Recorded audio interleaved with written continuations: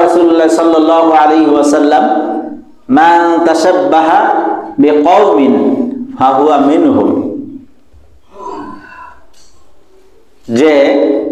যেই ব্যক্তি যাদেরকে বন্ধুরূপে গ্রহণ করবে, যাদের সাথে মুআমালাত করবে, যাদের সঙ্গে ওঠা বসা করবে, হাসরের দিন, কিয়ামতের দিন তাদের সঙ্গেই তাকে উঠাবেন, তাদের দলভুক্ত করে তাদের উঠাবেন।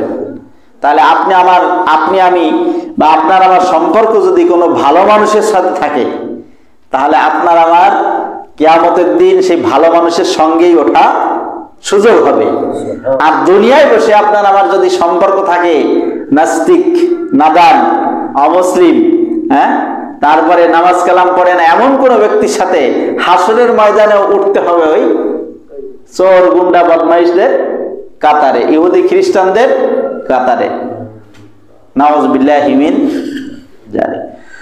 আল্লাহ রাব্বুল আলামিন তাই বলেন, হে মুমিনগণ, ইয়া আইয়ুহাল্লাযীনা আমানু, হে ঈমানদারগণ, লা তাত্তাখিযুল ইয়াহুদা ওয়ান নাসারা, তোমরা ইহুদি এবং নাসারা মানে খ্রিস্টান, ইহুদি এবং খ্রিস্টানদেরকে বন্ধুরূপে গ্রহণ করো না। তোমার সম্পর্ক যদি চোরের কাতারে হয়, চোরের সাথে হয়, চোরের সঙ্গে হয়, তাহলে কিয়ামতের দিন আল্লাহ রাব্বুল আলামিন ওই চোরের কাতারেই তোমাদেরকে উঠাবেন। কোরআন বলছে, কে বলছে? ইন্নামা ওয়ালিয়ুকুমুল্লাহু ওয়া রাসূলুহু ওয়াল্লাযীনা আমানুল্লাযীনা ইউকিমুনাস সালাতা ওয়া ইউতুনাজ যাকাত ওয়া হুম রাকিউন। এরপরের আয়াতে এবার বলছে ফা ইন্না হিজবাল্লাহ, তাহলে তোমরা জেনে রাখো এই সমস্ত ঈমানদার আল্লাহকে পছন্দ করে, রাসূলকে ভালোবাসে, আল্লাহর বন্ধু হিসেবে গ্রহণ করে, এই সমস্ত লোকই হলো ফা ইন্না হিজবাল্লাহ, এরা হলো আল্লাহর বন্ধু। হুমুল গালিবুন, আর এদেরকেই আল্লাহ বিজয়ী করবেন। সুবহানাল্লাহ বলেন। আল্লাহ বলতেছেন কি, যারা ঈমানদার, রাসূলকে ভালোবাসে, আল্লাহকে ভালোবাসে, এরা হলো আল্লাহর দল, তার মানে আল্লাহর পক্ষে। ওই যে চোরের কাতারে চোর উঠবে, গুন্ডার কাতারে গুন্ডা, আর ভালো মানুষের কাতারে ভালো মানুষ। আর এই ভালো মানুষ কারা, তাদের পরিচয় আল্লাহ দিলেন, তারা হলো ঈমানদার। এবং শুধু ঈমানদার না, আল্লাহকেও ভালোবাসে, রাসূলকেও ভালোবাসে, যারা ঈমানদার তাদেরকেও ভালোবাসে।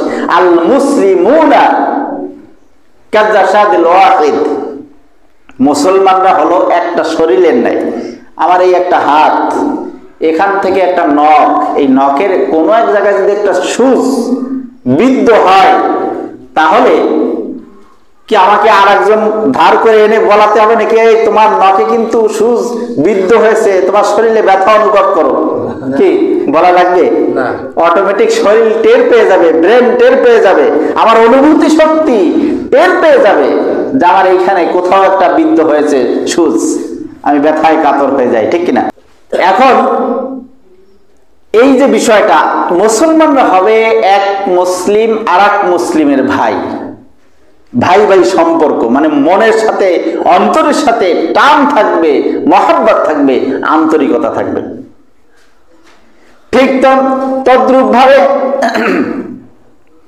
এক ঈমানদার আর এক ঈমানদারের জন্য হিতাকাঙ্ক্ষী হবে। এক ঈমানদার, এক মুমিন, এক মুসলিম আর এক মুসলিমের ক্ষতি কামনা করতে পারবে না,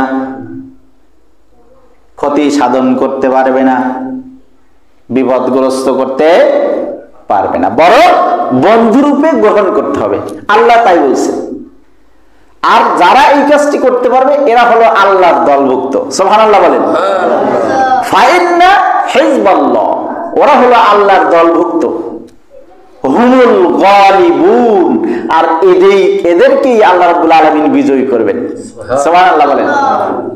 ইয়ারমুকের যুদ্ধে পানির পিপাসায় চিৎকার মেরে মেরে বলতেছে, পানি দাও, পানি দাও, কেউ আসো নাকি, আমার পানির পিপাসা লেগেছে। এই আওয়াজ শুনে এক সাহাবা পানি নিয়ে এসেছে। পানি নিয়ে এসে ভাইয়ের কাছে যখন এসেছে, এসে আস্তে আস্তে ওই ভাইয়ের কানে ওই সাইড থেকে আওয়াজ এসেছে, আর একজন পানির জন্য হাহুতাশ করতেছে।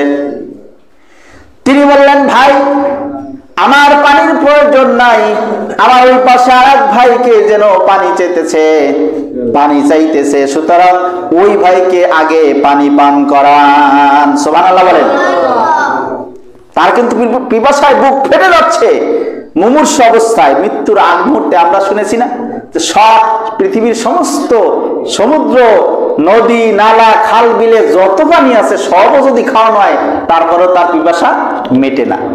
এই অবস্থায় তিনি তার ত্যাগ স্বীকার করে ভাইয়ের জন্য উদারতা দেখালেন, দরদ দেখালেন, নিয়ে গেলেন ওই ভাইয়ের কাছে। ওইখানে যেতে না যেতে আর এক সাইড থেকে আওয়াজ আসতেছে, আমাকে একটু পানি দাও। উনিও পানি খান নাই, না খেয়ে বলছে, ভাই পাশে কোথার থেকে যেন পানি আওয়াজ, পানি পানি করে আওয়াজ করতেছে, পানির প্রয়োজন। আমার থেকে মনে হয় ওই ভাইয়ের পানির প্রয়োজন বেশি, সুতরাং আমার পানির দরকার নাই, ওই ভাইকে আগে পানি দাও। চলে গেছেন ওই ভাইয়ের কাছে। ইতিমধ্যে যেতে যেতে ওই ভাই পানি পানি করে চিৎকার করতে করতে মারা গেছে, শহীদ হয়ে গেছে। ফিরে এসেছে দ্বিতীয় ব্যক্তির কাছে, এসে দেখে এই লোকও পানির পিপাসায় শহীদ হয়ে গেছে। ততক্ষণে প্রথম ব্যক্তির কাছে আসতে আসতে দেখে তিনিও আর দুনিয়ার জিন্দেগিতে বেঁচে নাই, শহীদ হয়ে গেছে। এই ছিল সাহাবায়ে কেরামদের ত্যাগ। একজন আরেকজনের প্রতি তাদের দরদ ছিল, ভালোবাসা ছিল। ইতিহাস সাক্ষী, তিনজনই পানির পিপাসায় মরে গেছে, কিন্তু এক ভাই আরেক ভাইকে ত্যাগ স্বীকার করার কারণে কিন্তু তিনজনের কেউই পানি ভোগ করতে পারেননি। এই ছিল মুসলিমদের ইতিহাস। আল্লাহ তাই বলতেছেন, বন্ধু তো তাদেরকে বানাতে হবে, এক মুসলমান আর এক মুসলমানের প্রতি যদি দরদ সৃষ্টি না হয়, দরদ যদি ইহুদি খ্রিস্টানদের প্রতি হয়, দরদ যদি চোর গুন্ডা বদমাইশদের সাথে হয়, কিয়ামতের দিন আল্লাহ রাব্বুল আলামিন ওই হাসরেও তাদের সাথে উঠাবে। আল্লাহর হাবিব বলেন, মান তাশাব্বাহা বিকওমিন ফাহুয়া মিনহুম। তোমাদের মধ্যে যে যার সাথে সম্পর্ক ভালো রাখবে, হাসরের ময়দানে তার সাথেই উঠানো হবে। সুতরাং আমাদের মহব্বত, ভালোবাসা, আন্তরিকতা হতে হবে মুসলিমদের সাথে। আমাদের ওঠা বসা হতে হবে মুসলিমদের সাথে। আলেম হতে পারিনি, পারলে একজন আলেমকে এক কাপ চা খাওয়াই। আলেম হতে পারিনি, পারলে আলেমের সাথে একটু ভালো মহব্বত রাখি, সখ্যতা রাখি, বন্ধুত্ব রাখি, মুসলিমদের সাথে বন্ধুত্ব রাখি। হাসরের ময়দানে আপনার আমার জন্য এই বন্ধুত্বই হতে পারে কিয়ামতের নাজাতের ওসিলা।